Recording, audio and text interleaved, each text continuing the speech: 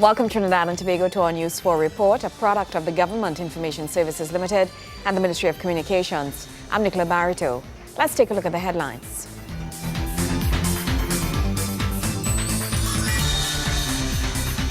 Opinions from the people are being sought in local government reform. The debate continues on the Defence Amendment Bill and government to fulfill promise on steady water supply. Thank you for joining us. Debate continues on the Defence Amendment Bill 2013 in Parliament. Minister of Housing, Dr. The Honourable Rudal Munilal, says the bill will allow soldiers to better assist police in their duties. Housing Minister Dr. Rudal Munilal says the government is taking brave measures in its attempt to attack the crime problem. He believes this is the approach needed in dealing with crime in this country. Our strongest critic, our detractors, can say what they want about this government. But, Mr. Speaker, what they cannot say is that the government led by the Honourable Kamla Prasad Visesa, they cannot say that this government lacked the will and the courage to take strong action. You cannot say that. What you can say is that you disagree with the action, that you disagree with it. Mr. Speaker, our most ferocious critic cannot accuse us of not having courage in dealing with crime. Dr. Munilal says soldiers assisting the police is nothing new. He says this has been happening for many years. Dr. Munilal says, however, the bill will ensure that soldiers are no longer restricted in the level of assistance they can offer to the police service. Those soldiers assuming police duties will work to assist the Trinidad and Tobago Police Service. They will not of their own initiate operations, conduct investigations and so on. They will work not only alongside, but they will assist as they are doing now, as they have done for many, many years. They will assist the police. The police will be the drivers, but the soldiers will assist, and when they have the power of the police, arrest, seizure, search, and so on, and training with that, they can better assist. Gregory McBurney, News 4. Government is continuing to seek the nation's thoughts on local government reform. Minister of Local Government, Dr. The Honourable Surajratan Rambachan, met with Arima residents as he continues on his mission to consult with the nation on the issue. The development of a policy document on local government transformation and modernization is another testimony of the government's commitment to people-centered development. So says Local Government Minister Dr. Suraj Rambachan. During the consultations, residents were urged to say what they think should be done with local government and give suggestions for the transformation and modernization of local government. Dr. Rambachan says the consultations will lead to a committed, contented society which will be satisfied and proud of their respective communities. This is what local government is all about. How we get together to develop our communities so that we are not only proud of the communities we develop, but we are committed to sustaining what we build and what we develop. Local government is really about people government, and in my view, it is community democracy in action. And if we are to talk about building a nation, we cannot build a nation in which people are going to be committed unless people have the opportunity to participate in the determination of the kind of society in which they are going to live, determining the kind of laws which are going to govern them, and also determining the kind of infrastructure and other community facilities which they think will be important in defining the quality of life that they wish to experience. The local government minister promises that despite failed attempts made in the past at consultation on this topic, this government will see it through. He says it will happen hand in hand with constitutional reform. There have been several consultations in the past, but somehow they always got stuck along the way. And we really intend to change that. We gave a commitment in our manifesto of 2010 that we will engage in several kinds of consultations with the population. One of which, of course, is consultation on the Constitution itself, which consultations, as you know, have started under the leadership of the Minister of Legal Affairs, Mr. Prakash Ramada, and now side by side with that is the discussion and consultation on local government transformation and modernization. Dr. Rambachan says the most pressing topic in the consultations so far has been a call for local government officials to be fired if they are not performing.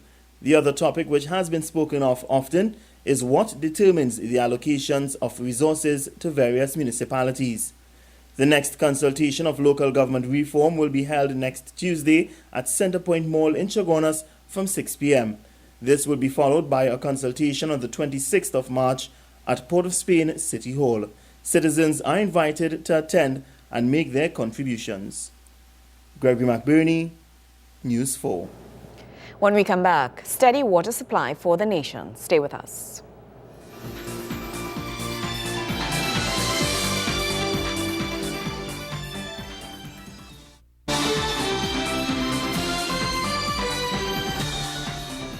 Welcome back. Prime Minister Kamla Prasad Bisasa has promised that roads would be paved and households would have a steady water supply before the people's government returns to the polls. She says almost 1,000 roads are earmarked for paving and millions of gallons of water would be added to the nation's distribution network.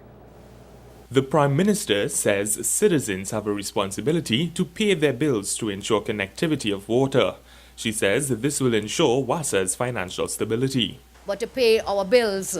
So we need to get that into our heads as well. For us to continue to give water, we have to pay our bills. The fourth pillar is the planned development of the human capacity within the authority, WASA authority. Internal and ongoing training, recruitment of specialized skills are very vital to the growth of the organization. She says the works done by WASA in Tobago must also be highly recognized. 20,000 residents of the towns and villages along the way now have an increased and assured supply of water. Minister mentioned Talparo, Lafayette, Pinal, Maturlands, Bitan, Carenage with localized water treatment plants being installed to service the needs of thousands more customers in rural and urban villages and towns.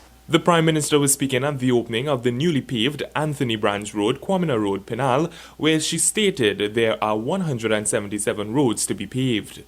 Mrs. Prasad Bisasa toured 4 projects in Penal on Monday evening, including a water and road project in Rochad Road, commissioning of a water and road project in Simongal Trace, opening of a bridge in Mondiablo, and opening of a road in Anthony Branch Trace. Within 1 year, we were able to improve water supplies to over 200,000 people in 2011.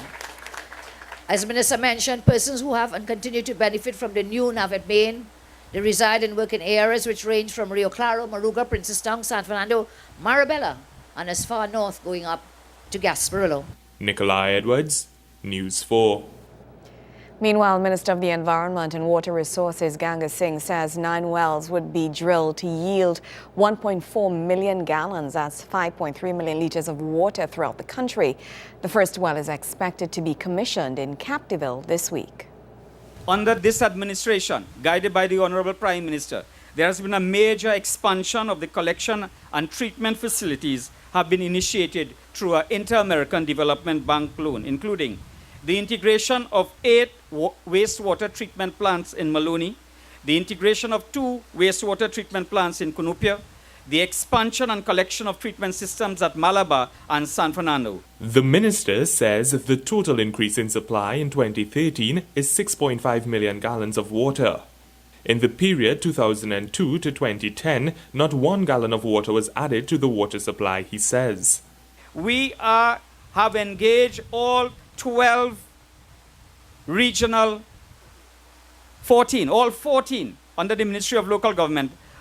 Together we have embarked on an initiative in which we will have 220 pipeline projects together with 4 booster stations that will impact upon the communities of Sandi Grande, some 55 projects, Kuvatabaki Talparo, some 40 projects, Princestown, 21 projects, Pinal Debe, a further 32 projects, Dego Martin, 22 projects, Tunapuna Piako, 27 projects. All 14 regional bodies will be impacted upon. The minister says the Water and Sewage Authority was addressing the nation's water supply and wastewater treatment. He notes between the period 2011 to 2012, an additional 1.5 gallons of water daily was added to the network. In addition, he says several projects have been completed to improve service levels nationwide. Another key component of the transmission system are booster stations. In continuing initiatives to improve the supply to southwest Trinidad, a new booster station was constructed at South Oropuch to better supply the communities from Otahiti to Labre, Avocat to Erin. He says deficiencies in the national transmission grid were being addressed, including leaking pipelines and the construction of potable water treatment plants. Minister Singh was speaking at the Water and Road Commissioning in Simangal Trace, Rock Road, Penal. Nikolai Edwards, News 4. In other news, the United Nations General Assembly has decided to organize a thematic debate entitled "The Role of International Criminal Justice in Reconciliation." The debate will be held on April 10, 2013 in the General Assembly. The program for the debate will be further elaborated in collaboration with member states and partner organizations. President of the United Nations General Assembly, His Excellency Vuk Helmich, says he believes that Trinidad and Tobago is fit to participate in the international debate entitled "The Role of Criminal International Justice," a debate which is expected to take place in April among all foreign affairs ministers of the world. I understand that this country will soon have a new president who has a very strong background in international criminal justice. So I believe that Trinidad and Tobago is a country that is very well placed to participate in this, and the logic is the following: we've had a number of ad hoc tribunals organized by the United Nations. His Excellency posed some questions to the panel. The question is, are there any lessons to be learned from the international criminal justice conduct in the past? Were any mistakes made? Did any of the engagement of the various courts come across as partial or selective? He adds that the topic of international criminal justice is not an easy one to discuss. However, the lessons learned must serve international communities so that the future of criminal justice can be more legitimate than those that have existed in previous times. That was not an easy thing to sell as a topic, because there's some things that are better not be discussed in the United Nations. But since this is an elected presidency of the General Assembly, we decided to pick this, and we expect that a large number of countries in the world are going to come forward and say what they have to say. This is, I think, a very, very important topic, important for the stability.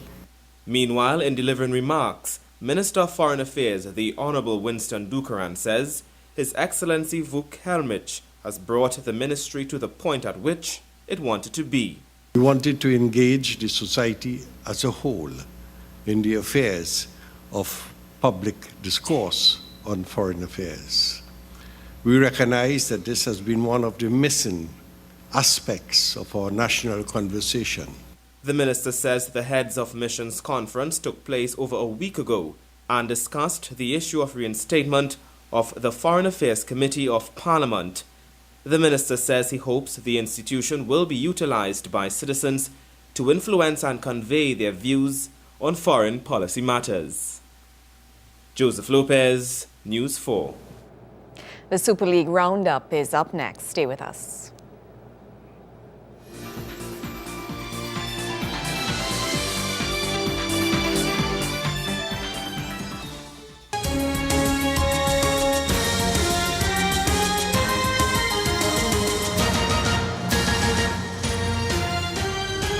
Guaya United now sits alone atop the standings of the National Super League qualifying tournament following the completion of 3 rounds of matches. The team coached by Ron LaForest now looks set to be promoted to the 2nd tier of football in Trinidad and Tobago. Wayne Cunningham has the full rundown from round 3. The atmosphere was electric at the Newlands Recreation Ground in Guaya for the top-of-the-table clash in the National Super League qualifying tournament between Guaya United and Malabar FC. Both teams won 6 points going into the match, and they were all even at nil at the end of the first half. But goals came pouring in the second period, starting with this Guaya penalty scored by Ryan Stewart in the 50th minute.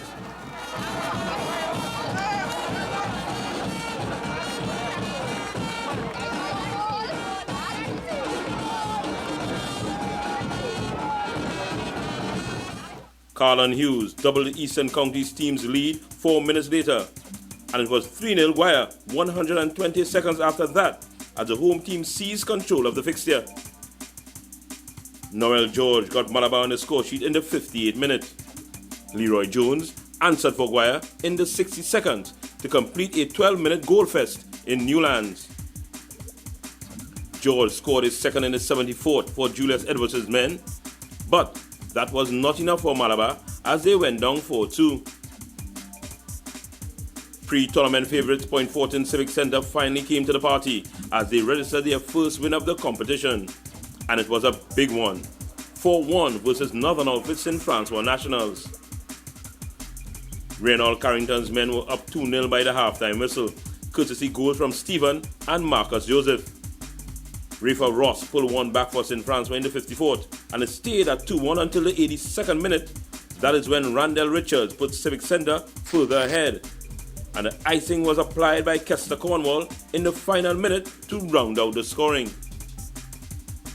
Across in the side of the Plymouth Recreation Ground, Tobago champions Bethel United were held to a 1-1 draw by Central's top team Enterprise Youths. Following a goalless first half, Ryan Fredericks opened the scoring for Enterprise in the 49th minute, with Dwayne Marcel finding the equalizer for Bethel in the 74th. The draw kept both teams in the hunt for a spot in the Super League as they are nestled on 4 points, with Bethel in third and Enterprise in fourth. Point 49 fifth, with still a glimmer of hope on 3 points. But it looks hopeless for Belmont team St. Francois Nationals, who are pointless as they prop up the table. At the other end, all alone at the top, is the team from Guaya, followed by Malabar FC. Wayne Cunningham, News 4 Sports. Thank you very much, Wayne. News 4 continues after the break. Stay with us.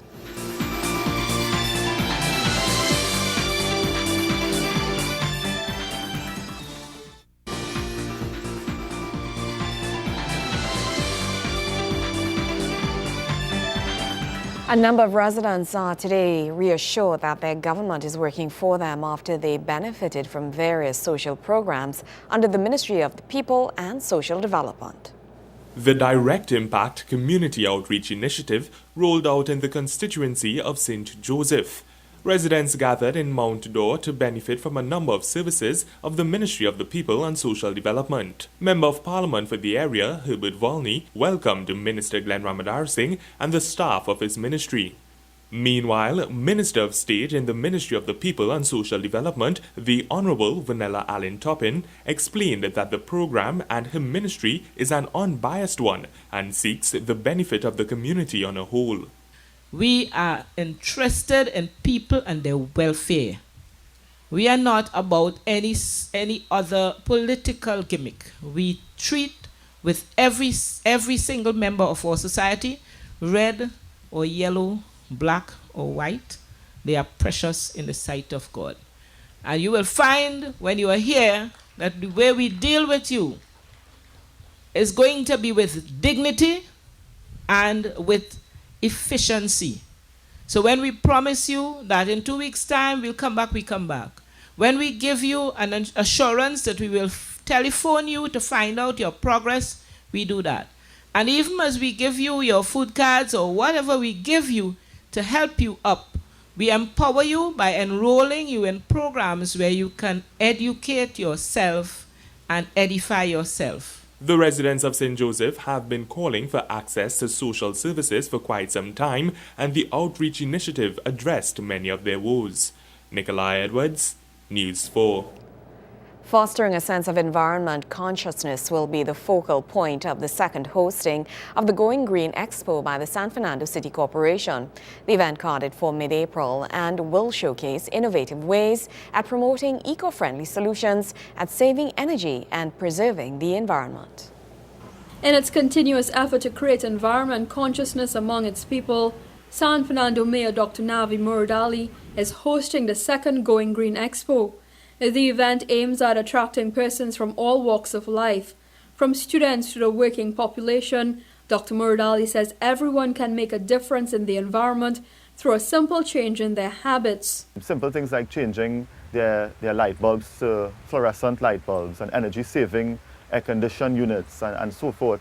Those all will reduce the energy impact that we have. You know, we have a highly subsidized energy price in Trinidad, but we also need to conserve at the same time. So we are working in tandem with all of the agencies, TNTech and the Ministry of the Environment and so forth, to really send a positive message at this Green Expo to everyone that they need to really protect and conserve energy and protecting the environment. He notes such initiatives are part of the City Corporation's plans to encourage greener environments for future generations to come. Green Expo is really designed to showcase eco-friendly products and services.